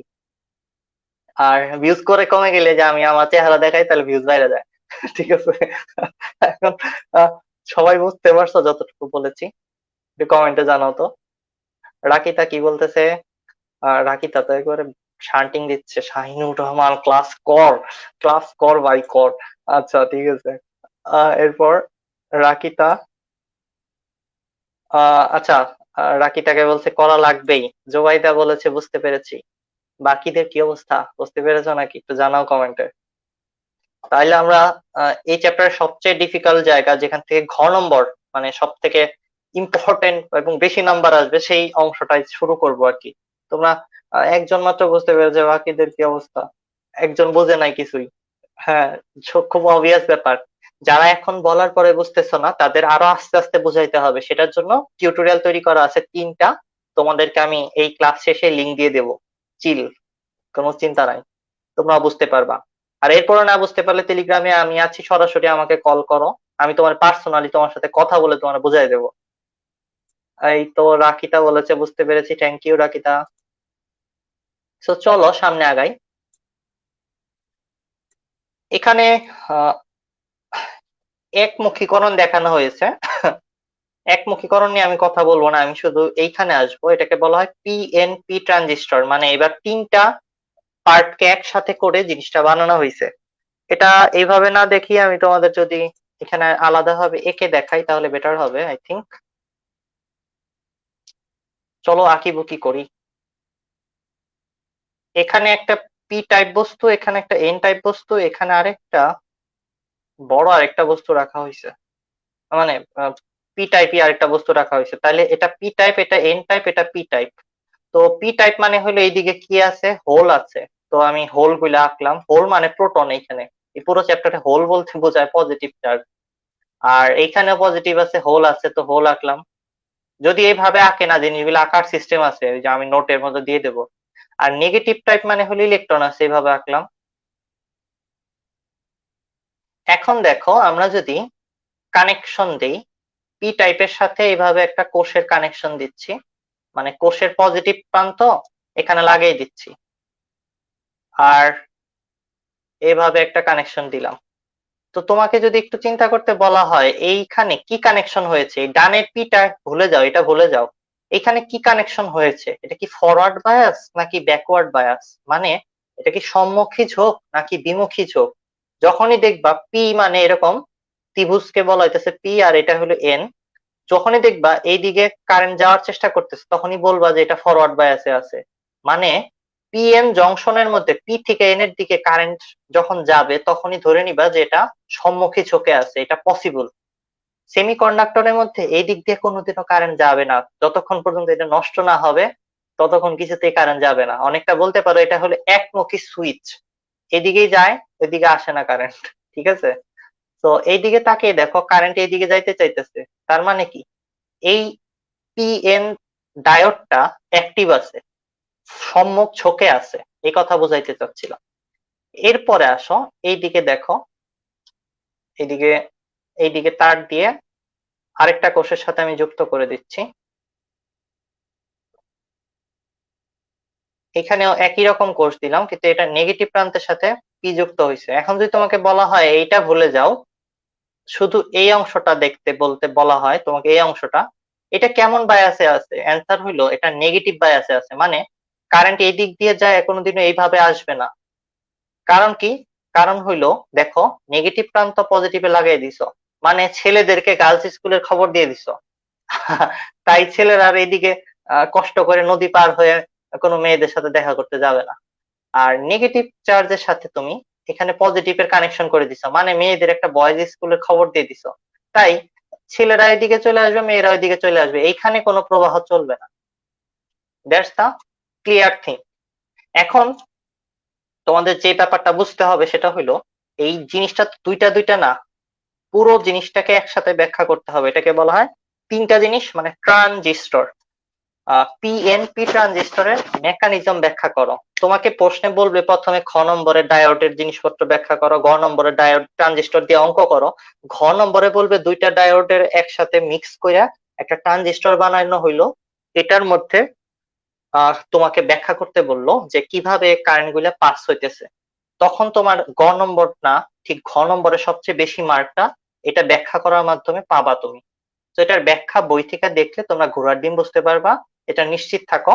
আর মানে দীর্ঘ সময় লেগে যাবে বুঝতে যদি তোমরা শুধু বই দেখে চেষ্টা করতে থাকো। তো এই কারণে আমি তোমাদের চেষ্টা করতেছি সহজে একটু বুঝিয়ে দেওয়ার জন্য। আর এটা বেশি নাম্বার আসার মতো প্রশ্ন, হয় এখান থেকে ঘ করবে, না হলে এনপিএন মানে এটার উল্টা ব্যাখ্যা, সেটা থেকে ঘ নম্বরে প্রশ্ন আসবে। ঘ, খ, গ যে কোনো জায়গায় এই জিনিস তুমি পাবা। এবার আসো এটার ব্যাখ্যা কেমনে করে। এটার ব্যাখ্যা করার প্রসেস হলো, যদি এই দিক দিয়ে সামথিং ধরো 10 এম্পিয়ার কারেন্ট যায়, মনে করো 10টা প্রোটন যায়, তাহলে 10টা প্রোটন এদিক দিয়ে যায় কি করবে, এইখানে থাকা 10টা প্রোটনকে সামনের দিকে ধাক্কা দেবে। কিন্তু এইদিকে এটা এত চিকন দেখা যাচ্ছে কেন? পি, দুই পাশে পি দুইটা মোটা মোটা দেখা যাইতেছে। আর এই লোকটাকে এত চিকন দেখা যাচ্ছে কেন? কারণ এটা একটা ছোট্ট শীটের মতো থাকে, মানে এখানে ইলেকট্রনের সংখ্যা অনেক কম থাকে।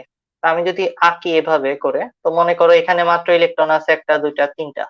সো এই প্লাস চার্জ গুলো এই নেগেটিভ চার্জের দ্বারা প্রথমত এই 10টা প্লাস চার্জ যায় এখানে থাকা 10টা প্লাস চার্জকে ওইদিকে ধাক্কা দেবে সামনের দিকে যাওয়ার জন্য, মানে এইদিকে যাওয়ার জন্য। আমি লাল দিয়ে দেখাচ্ছি, এইদিকে সামনের দিকে যাওয়ার জন্য ধাক্কা দেবে। কারা? এই 10টা। কেন? এই কোষ থেকে ধাক্কা খাচ্ছে তারা। এই ধাক্কাটা সামনের দিকে যখনই যাওয়া শুরু করবে, মানে 10 জন যখন সামনের দিকে যাওয়া শুরু করবে, তখন 10 জনকে নিজের দিকে এই তিনটা মেয়ে টেনে নিয়ে আসবে। মানে সরি, ইলেকট্রনকে এইভাবে আঁকা যাবে না, হোল আঁকছি আমি, এটা এইভাবে রসগোল্লা বানিয়ে দিতে হবে, মানে এরকম না, ভরে দিতে হবে ইলেকট্রন আঁকার সিস্টেম। সো এই তিনটা ইলেকট্রন করবে কি, এই 10 জনের মধ্যে 3 জনকে নিজের দিকে নিয়ে এই দিকে চলে আসবে। মানে 3 জন এখানে তিনটা হোলকে নিয়ে, তিনটা হোলের সাথে মিলে নিজের দিকে টেনে এইদিকে, এটাকে বলা হয় বেইজের দিকে কারেন্ট, আইবি বা বেস কারেন্ট। সেটা হলো 3 এম্পিয়ারের মতো চিন্তা করতে পারো। বাকি বাকি গুলা কই যাবে? বাকি তো এখানে আর কোনো মেয়ে পাওয়া যাইতেছে না। তো বাকি 7 জন ছেলে, 10 জন ছেলেকে ধাক্কা দেওয়া হয়েছে মেয়েদের দিকে। তো 3 জন ছেলে তাদের লাইফ পার্টনার পেয়ে গেছে, তো তারা এদিকে চলে আসছে। কিন্তু বাকি যে 7 জন আছে তারা কি করবে? তারা এই পুরো বিভব প্রাচীরটাকে আহ মানে এই বাধাগুলাকে অতিক্রম করে সামনের দিকে চলে আসবে। তার মানে তাদের গায়ে ধাক্কা দিছে, তারা সামনের এইখানে থাকা ছেলেদেরকে আরো ধাক্কা দেবে। এবং এইখানে থাকা ছেলেদেরকে ধাক্কা দিলে একটা সুবিধা আছে, এইখানে থাকা ছেলেদের কানেকশন আছে একটা গার্লস স্কুলের সাথে, এই যে দেখো এগুলো নেগেটিভ চার্জ। তাই ওইখানে থাকা ছেলেরা 7 জনের ধাক্কা খাওয়া মাত্রই এইখান দিয়ে 7 মানের ইলেকট্রিসিটি নিয়ে ফিরে আসবে। এটাকে বলা হয় আমাদের কালেক্টরের কারেন্ট বা আইসি। তো আইসি ইজ ইকাল টু 7, ব্যাখ্যা হয়ে গেছে। এটাকে বলে ইমিটর বা নিঃসারকের কারেন্ট, এবং এটাকে বলা হয় বেস কারেন্ট। আর এটাকে বলা হয় ইমিটরের সরি কালেক্টরের কারেন্ট। তোমরা এখান থেকে যে ব্যাখ্যাটা করবা সেটা হলো এই ইমিটরের কারেন্ট সমান সমান হবে এই যে এখান থেকে ধাক্কা দেওয়া 10টা ছেলে হবে এই 3টা মেয়ে আর এই 7টা ছেলে যারা এখানে পরবর্তীতে জীবন সঙ্গী পাওয়া যাইতেছে এদের যোগফলের সমান, মানে 10 ইজ ইকুয়াল টু 3 প্লাস 7। এটাই ব্যাখ্যা করার মূল অংশ। এই জিনিসটাই বইয়ের মধ্যে অনেক জটিল ভাবে বোঝানো হয়েছে এবং কিছু কিছু বইয়ে তো বোঝাই যায় না কি বলতেছে। তো আবার আমি সহজ ভাবে বুঝিয়ে বলতেছি, এই 10টা ছেলেকে ধাক্কা দেওয়া হয়েছে, 10টা ছেলে এখানে থাকা 3টা মেয়েকে পেয়ে এইদিকে চলে আসছে, এই কারণে নিচে এইদিকে একটা বেস কারেন্ট তৈরি হচ্ছে, এটাকে বলা হয় কি বলা হয় পিট কারেন্ট বাংলায়, আর ইংরেজিতে ভালো মতো বলা হয় এটাকে বেস কারেন্ট বলে। সো বেস কারেন্টের 3 অংশ, 10-এর মধ্যে থেকে 3 চলে গেল, বাকি রইল কিতনা, বাকি রইল 7। সেই 7টা ছেলে এইখানে থাকা 7টা ছেলেকে ধাক্কা দিয়ে এইদিকে একটা কারেন্ট প্রবাহ তৈরি করতেছে, যেগুলা এখানে আসার পরে তাদের মানে এইখানে তো একটা গার্লস স্কুল দেখা যাইতেছে, এখানে ওই ছেলেদের আর কি বিয়ে শাদীর ব্যবস্থা করা হয়েছে। ঠিক আছে। আহ এইভাবে এই 10 দুইটা ভাগে ভাগ হয়ে গেলে একটা ভাগ এখানে চলে আসলো আর একটা ভাগ এখানে চলে আসলো, এভাবে এই পুরো মেকানিজমটাকে ব্যাখ্যা করা হয়। এটাই হলো ট্রানজিস্টরের কারেন্ট ফ্লো হওয়ার মেকানিজম। তো দ্যাটস দ্য থিং। এটা যদি তুমি বুঝে যায় থাকো তাহলে কংগ্রাচুলেশন, তুমি আরেকটা জিনিস বুঝে গেছো। সেটা কি? সেটা হলো এরকমই উল্টা, মানে তোমাকে যদি এই ব্যাখ্যাটার পরবর্তীতে এই এই প্রশ্নে যদি বলে এই সূত্রটা ব্যাখ্যা করো, এই সূত্রটা কোথা থেকে আসে, সেটাও তুমি একইভাবে ব্যাখ্যা করতে পারবা, যে যে ব্যাখ্যাটা আমি এখন তোমারে করলাম। এই এই জিনিসটা কেন ছোট থাকে কম থাকে সেটার ব্যাখ্যাটা বুঝো। যদি ছোট্ট পাত না হইতো, এটার মধ্যে যদি 3টা মেয়ে না থেকে 10টা মেয়ে থাকতো, তাহলে কিন্তু এইদিকে কোনো কারেন্ট পাইতা না। অর্থাৎ আমি বলতে চাচ্ছি এইদিকে 7 আর কারেন্ট আসতো না যদি এটা বড় থাকতো। সো তোমাকে জিজ্ঞেস করতে পারে খ নম্বরে বা ঘ নম্বরে যে পিএনপি ট্রানজিস্টরের মাঝখানে থাকা অর্ধপরিবাহক পদার্থটার একটা শীটের মতো পাতলা হওয়ার কারণ ব্যাখ্যা করো। তখন তোমার ব্যাখ্যা করতে হবে এই পুরো মেকানিজমটা, এই কারেন্ট এই কারেন্ট এই কারেন্ট, এই 3টা কারেন্ট পাওয়াই যাবে না, এই ট্রানজিস্টর কাজই করবে না যদি মানে এই জিনিসটা বেশি বড় হয়ে যায় বা বেশি পাতলা না থাকে। এ ধরনের অনেক ব্যাখ্যা পরীক্ষায় আসার মতো, এবং তোমাদের এই ব্যাখ্যাটা খুব ভালো মতো জানা থাকতে হবে। এরপরে তোমাদের বলে দিচ্ছি, মজার ব্যাপার হলো এখানে যে ব্যাখ্যাটা করলাম, এন পি এন যদি হইতো উল্টা হইতো, মাঝখানে পি থাকতো, তাহলে এখানে ইলেকট্রন আঁকতা, আর এইখানে ইলেকট্রন আঁকতা, আর এখানে প্রোটন আঁকতা। আঁকার পরে সেম ব্যাখ্যাটা আমি এখানে কি দিয়ে করলাম, ছেলেদের দ্বারা মানে 10টা হোল দ্বারা করলাম ব্যাখ্যাটা, তাই না? সো 10টা হোল দ্বারা আমি যেভাবে ব্যাখ্যা করলাম সেম ব্যাখ্যাটা 10টা ইলেকট্রন দ্বারা করবা, তাহলে দেখবা বইয়ের থাকা এনপিএন জংশনের ব্যাখ্যা হয়ে যাবে। সো তোমার খালি এইখানে যা ব্যাখ্যা করছো ওইখানে কথাগুলোর মধ্যে ওয়ার্ডের মধ্যে প্রোটনের পরিবর্তে বা হোলের পরিবর্তে ইলেকট্রন কথা লিখবা, তাহলে দেখবা ওই ব্যাখ্যা হয়ে যাবে। তো তোমরা ওইটা বইতে দেখলে পেরে যাবা, আমি একই ব্যাখ্যা দুইবার বোঝাইতে চাচ্ছি না, এই কারণে আর কিছুই বলবো না। এটা কতজন বুঝতে পারছো একটু কমেন্ট করে জানাও তো। এটা সহজ ব্যাখ্যা না, আমি আগেই বলতেছি, এটা আমি যখন পড়েছিলাম আমার মনে হয় উম, আমি কিন্তু ঢাকায় ভালো টিচারদের কাছে পড়েছি, সো আমাকে খুব ভালো করে যে সম্পূর্ণ বোঝাবে এরকম টিচারই ছিল না। আমি তোমাকে আজকে এতটুকু যে এত সহজভাবে বুঝিয়ে দিলাম, আমার বুঝতে অনেক সময় লেগেছিল, 7-8 দিন মনে হয় আমার দেখতে হয়েছিল। আমি বুঝতেই পারতেছিলাম না মাঝখানে ওই পাতটা ছোট কেন, অনেক কষ্ট হচ্ছিল আমার বুঝতে। সো আমি জানি না তোমাদের মধ্যে কতজন এটা বুঝতে পেরেছো এই ব্যাখ্যাটা। আচ্ছা, থ্যাংক ইউ, কয়েকজন বুঝতে পেরেছে, একজন বলেছে হুম। আহারে, আচ্ছা থ্যাংক ইউ, অনেকেই বুঝতে পেরেছো, অ্যামেজিং। ইয়েস স্যার, বুঝেছি, ভেরি গুড। এইটুকু যদি বুঝতে পারো তাহলে এই চ্যাপ্টারের সবচেয়ে ডিফিকাল্ট জিনিস তুমি বুঝো, তার মানে এই চ্যাপ্টার তোমার কাছে ইজি, পানির মতো সহজ, তুমি চাইলে এখন একদম ফুল সৃজনশীল অ্যান্সার করতে পারবা এই চ্যাপ্টার থেকে। কারণ এই জায়গায় ছিল বাধাটা, যেখানে থেকে সামনে আগানো কঠিন। So that's the thing. তোমাদের আমি এখন একটা নোট দিয়ে দেবো, সামনে আর কিছু পড়াবো না। একটা নোটের মধ্যে নোটের ডিটেলসটা তোমার একটু দেখিয়ে দিই।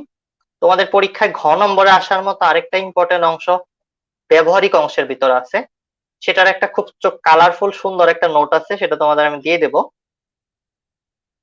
এটাকে বলা হয় রেকটিফিকেশন বা কারেন্ট। এসি কারেন্ট তো উপরে নিচে মানে দিক পরিবর্তন করে। এসি মানে অল্টারনেটিভ কারেন্ট, অল্টার করে, দিক পরিবর্তন করে। হ্যাঁ, ঠিক আছে। কি বলা যেতে পারে, দিক পরিবর্তন যদি করে সেটাকে একই দিকে নিয়ে আসার প্রসেসকে বলা হয় রেকটিফিকেশন। মানে এদিক ওদিক যাইতেছে, তার একদিকে নিয়ে আসতেছো, পথভ্রষ্ট মানুষকে পথ দেখাইতেছো, এই ধরনের কাজ করাকে বলা হয় রেকটিফিকেশন। সো কিভাবে তুমি পূর্ণ তরঙ্গ এবং অর্ধ তরঙ্গ রেকটিফিকেশন করতে পারবা সেটার ব্যাখ্যা আমি এই যে নোটটা দিয়ে দেবো, এটার মধ্যে অনেক ডিটেলসে বলা আছে। তোমরা তোমাদের বইয়ের ব্যাখ্যা না বুঝলে এখানে এত সুন্দর কালারফুল ছবি দেখলে সবই বুঝতে পারবা। সো এটার মধ্যে প্রথমত দেখানো হয়েছে হাফ ওয়েভ বা অর্ধ তরঙ্গ কিভাবে কাজ করে, এগুলো প্র্যাকটিক্যাল সেকশনের কিন্তু ঘ নম্বরে আসার মতো প্রশ্ন। এরপরে ফুল, এগুলোর মধ্যে কি ইউজ করা হয়েছে দেখো, ডায়োড, আমাদের পিএন জংশন আর ডায়োড ব্যবহার করে আমাদের রেকটিফিকেশন কেমনে করে সেটা দেখানো হয়েছে। তো ঘ নম্বরে বা গ নম্বরে তোমাকে এই ধরনের প্রশ্ন দিবে, প্রথমে ডায়োড বানানো মেকানিজম জিজ্ঞেস করবে, তারপর ওইটা দিয়ে হয় ট্রানজিস্টরে নিয়ে যাবে অথবা তোমাকে এই ধরনের কাজ করতে বলবে যে পূর্ণ তরঙ্গ জিনিসটাকে ব্যাখ্যা করে বুঝিয়ে দাও, অথবা অর্ধ তরঙ্গ কিভাবে রেকটিফিকেশন করবা সেটা বুঝিয়ে দাও। তো এটাকে দুইটা রেকটিফায়ার দিয়েও করা যায়। তোমাকে অবজেক্টিভ একটা প্রশ্ন করতে পারে, আমি পূর্ণ তরঙ্গ রেকটিফিকেশন চাচ্ছি, বা পূর্ণ তরঙ্গে আমরা চাচ্ছি কি, রেকটিফায়ারের বাংলা নাই এখানে, পূর্ণ তরঙ্গ রেকটিফায়ার ব্যবহার করতে চাচ্ছি, সেই ক্ষেত্রে ডায়োড কয়টা লাগতে পারে? অ্যান্সার হবে দুইটা দিয়ে করা যাবে, আবার চারটা দিয়েও করা যাবে। এখানে প্রথমে দুইটার ব্যাখ্যা দেখানো হয়েছে, নিচে তোমাদের বইয়ে দেখবা এই চারটার ব্যাখ্যা আছে, এই যেভাবে করে আঁকা আছে তোমাদের বইয়ে, এখানে সব আছে। আমি যে নোটটা দিয়ে দিতেছি এটা 4 পেজ মাত্র, সব ডিটেলসে লেখা আছে, এবং ভোল্ট মিটার একে কত চমৎকার করে দেওয়া রয়েছে জিনিসগুলা দেখো, এবং এটার ব্যাখ্যাটাও কালার করে দেওয়া রয়েছে, এই যে কোন দিক দিয়ে কোন সময় কারেন্ট যাচ্ছে এবং এই রিডিংটা কেমনে মাপতেছে। এই যে দেখো ভোল্ট মিটারের মধ্যে এই কারেন্টটা আসছে, তো এটার আউটপুট ওই দিকে বের হয়ে আসছে, সবুজ করে দেখা যাচ্ছে। খুব ইন্টারেস্টিং একটা নোট। এরপরে এই কারেন্টটা উল্টা ছিল, এই অংশটা এটা সোজা হয়ে গেছে ওইদিকে দেখো, তো এটা পূর্ণ তরঙ্গ। সো চারটা ডায়োড দিয়েও এই কাজ করা যায়, দুইটা দিয়ে করা যায়। তার মানে পরীক্ষা হলে যদি জিজ্ঞেস করে পূর্ণ তরঙ্গ রেকটিফিকেশন করতে চাও ডায়োড কয়টা লাগবে, তুমি বলতে পারো দুইটা লাগবে, সর্বনিম্ন দুইটা লাগবে, আর ম্যাক্সিমাম তুমি চাইলে অনেক দিয়ে বানাইতে পারো। চারটা দিয়ে তোমার বই দেখানো আছে, কিছু কিছু বই দুইটা দিয়েও দেখানো আছে, এটা অনেকগুলো প্রসেস এখানে একবারে দেওয়া আছে। তো এই চ্যাপ্টারের সর্বশেষ এইটুকুই ছিল পড়ার মতো, দ্যাট ইজ ফুল ওয়েভ আর হাফ ওয়েভ কে একই দিকে নিয়ে আসা। এটার ব্যাখ্যাটা আমার ভিডিওতে আছে, আমি দিয়ে দেবো না তোমাদের ভিডিও পুরোটা। দ্যাটস ইট, আর কিছুই নাই। মানে এই চ্যাপ্টারের মধ্যে আর তেমন কিছু তুমি পাবা না পড়ার মতো, বাকি জিনিসগুলো শুধু অবজেক্টিভের জন্য রিডিং করতে পারো। আমি তোমাকে আমার হ্যান্ড নোট এবং বেসিক লেকচার 3টা, এবং সাথে এই যে এখন যেটা দেখাইলাম সুন্দর একটা ইংলিশের নোট, বাট ছবিগুলো অনেক মারাত্মক সুন্দর বা সুন্দরী, ঠিক আছে। তো এটা তোমাদের দিয়ে দেবো, দ্যাটস ইট। তোমাদের কোনো প্রশ্ন থাকলে বলো। এই যে ভালো একটা প্রশ্ন করেছে জোবাইদা, এন্ড নর ন্যান গেট পড়াবেন না? আইসিটি তে তোমরা যে জিনিসগুলো পড়েছো ওটা নিয়ে এখানে আলোচনা করব না। আর তোমাদের সিলেবাসটা যদি তোমরা দেখো, ওটার মধ্যে কিন্তু ব্যবহারিক অংশ এটা রাখা হয়েছে। তার মানে শুধু অবজেক্টিভের জন্য এটা তোমাদের যতখানি জ্ঞান আইসিটি তে আছে ওইটা দিয়েই তোমরা সলভ করতে পারবা। এই কারণে আমি ন্যান নর গেট এন্ড অর গেট নিয়ে কোনো কথা বলবো না, বিকজ আইসিটি তে তোমরা আমার থেকে অনেক ভালো এগুলা পারো। আচ্ছা, লেখাগুলা বাংলায় দিলে ভালো হইতো, লেখাগুলা বাংলায় আছে, আমার যে নোটটা ওটা দেখো, ওটার মধ্যে পুরোটা বাংলায় আছে লেখা। এই যে এটা তোমাদের দিয়ে দিব, এটার মধ্যেও আমাদের অর্ধ তরঙ্গ পূর্ণ তরঙ্গের ব্যাখ্যা আছে, ঠিক আছে, তো চিন্তা নাই। রেকটিফায়ার কে কিভাবে অ্যাম্পলিফিকেশনের জন্য ব্যবহার করা হয় এগুলা খ নম্বরে আসবে, অবজেক্ট মানে ব্যবহারিক অংশে তোমরা পাবা এই জিনিসগুলা, সেটাও এখানে ব্যাখ্যা করা আছে। আমার নোটের ভিতর মোটামুটি সবই পাবা, তোমাকে আমি দিয়ে দেবো ওই ক্লাসের শেষে। আচ্ছা, এগুলো তো আইসিটি তে আছে, হ্যাঁ একজনে বলেছে এই চ্যাপ্টারেও আছে, এক্স্যাক্টলি এই চ্যাপ্টারেও আছে, কিন্তু আইসিটি তে অনেক ডিটেলসে তোমরা পড়েছো, এই চ্যাপ্টারে খালি ছোট্টখাটো মানে তোমাদের বলি বাইনারি থেকে কনভার্সন এবং এই ছোটখাটো জিনিসপত্র তোমাদের এখানে দেওয়া রয়েছে। আমি দেখলাম এখানে ফুল লজিক গেটের কিছুই নাই।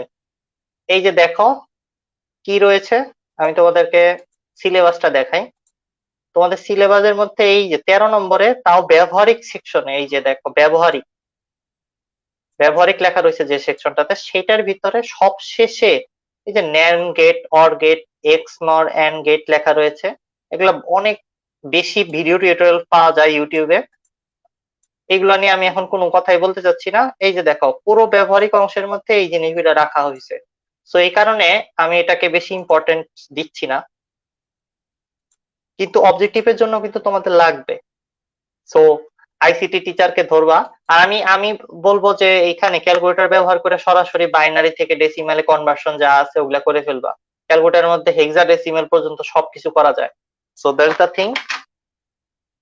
আর কোনো প্রশ্ন থাকলে ক্লাস নিয়ে করতে পারো। আর যারা শেষে জয়েন করেছো তাদের আবারও সাজেশনটা বলে দিচ্ছি আমি। রসায়ন ক্লাসগুলো কোথায় হবে? রসায়ন ক্লাসগুলো, আচ্ছা রসায়ন ক্লাসগুলো মাই স্টাডি ফ্রেন্ডের ইউটিউব চ্যানেলে আছে। অনেক না, সবকিছু মিস করলেন। আচ্ছা আচ্ছা, সমস্যা নাই। যাই হোক, সাজেশনটা তোমাদের আবারও বলে দিচ্ছি আমি। আচ্ছা, আমি এটার একটা নিয়ে নিই, তোমাদের জন্য একটা স্ক্রিনশট টাইপের নিয়ে নিই, যেন তোমাদের পরবর্তীতে দেখতে সুবিধা হয়। তো তোমরা তো ক্লাসের ভিতরে তোমরা কথা বলতে পারতেছো না, নাহলে একটা গান টান শোনাইতা।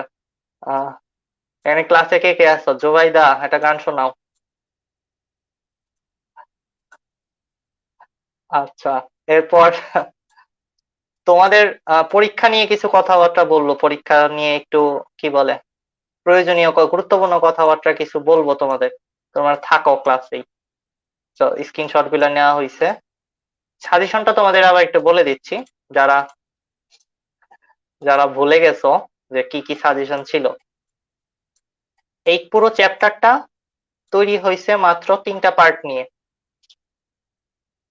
প্রথম যে পার্টটা, সেটার মধ্যে ব্যান্ড তত্ত্ব, পরিবহন ব্যান্ড নিষিদ্ধ ব্যান্ডে কত পার্থক্য হইলে সেটা পরিবাহী হবে, সেটা অর্ধপরিবাহী হবে, সেটা অন্তরক পদার্থ হবে, সেই ব্যাখ্যাগুলো মুখস্থ করা। পার্ট 2 তে আছে হইলো তোমাদের কিছু অঙ্ক, আইসি, আইবি, আইই, আলফা, তারপরে গতীয় রোধ, এই চার চার ধরনের সূত্র দিয়ে, 4 ধরনের মাত্র 3টা সূত্র দিয়ে অঙ্ক।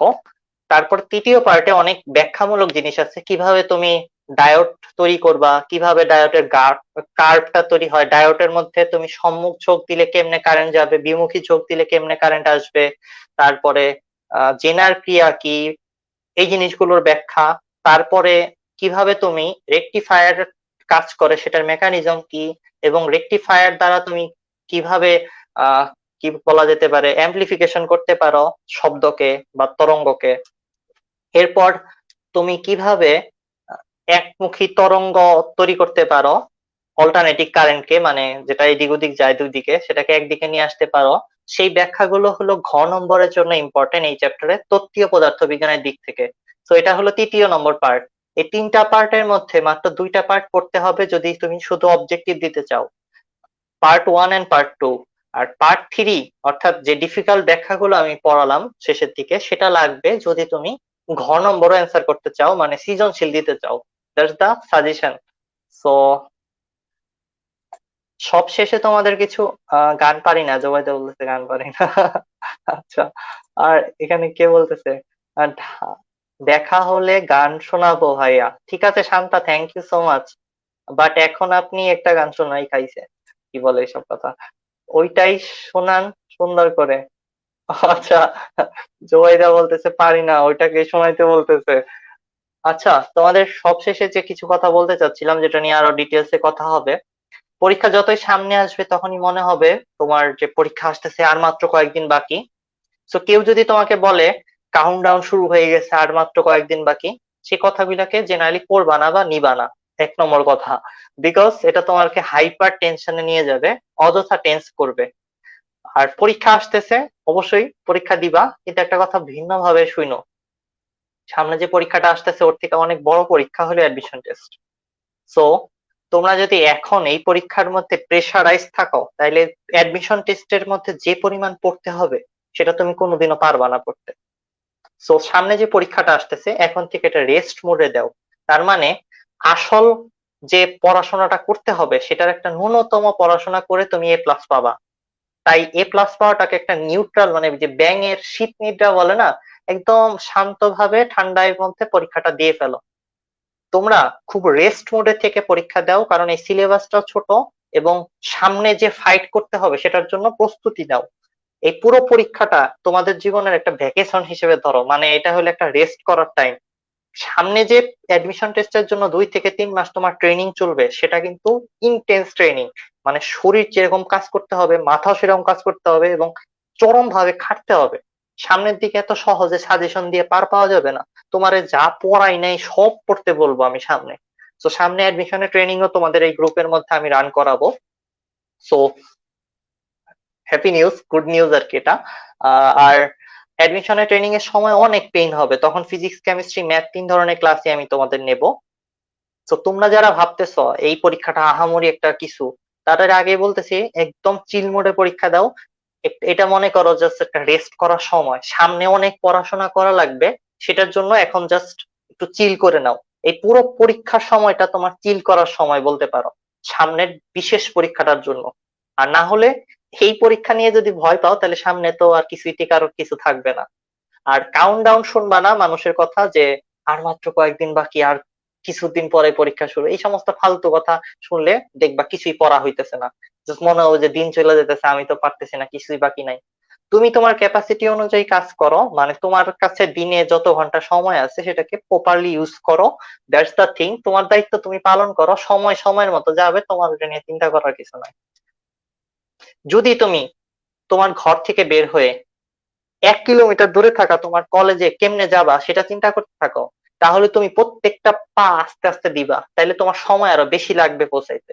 বরং প্রত্যেকটা সামনের পা যত জোরে দিবা, তত দ্রুত দেখবা কলেজে পৌঁছে গেছো। তার মানে তুমি ডাইনোসর না, এক পায়ে কলেজে যাইতে পারবা না, একটা পা সামনে দিলে কলেজে যাইতে পারবা না। তাই তোমার মাথায় কলেজে যাওয়ার টেনশন না, সামনে আগানোর টেনশন রাখো। মানে তোমার হাতে যা আছে সেটাকে কমপ্লিট করার চেষ্টা করো। ছোট্ট একটা টার্গেট নাও, সেটাকে ফিল আপ করো এবং নিজেকে থ্যাংক ইউ দাও যে এতটুকু পারছো। বাকিটা চিন্তা করো না, দেখবা এইভাবে 10টা থ্যাংক ইউ দিলে তুমি নিজেই অনেক বেশি কাজ করতেছো। That's the thing. So tata bye bye, sweet dreams, ভালো থেকো। নেক্সট ক্লাসে কথা হবে। এবং কংগ্রাচুলেশন, আমরা মোটামুটি সিলেবাসটাকে কভার করতে পারছি। নেক্সট ক্লাসগুলোতে সাজেশন এবং মোটিভেশন এগুলা চলবে। আর কিভাবে পরীক্ষায় কোন জিনিসটা পড়ে ক্র্যাক করতে পারবা তাড়াতাড়ি, অবজেক্টিভ নিয়ে আলোচনা হবে। তো ভালো থেকো সবাই।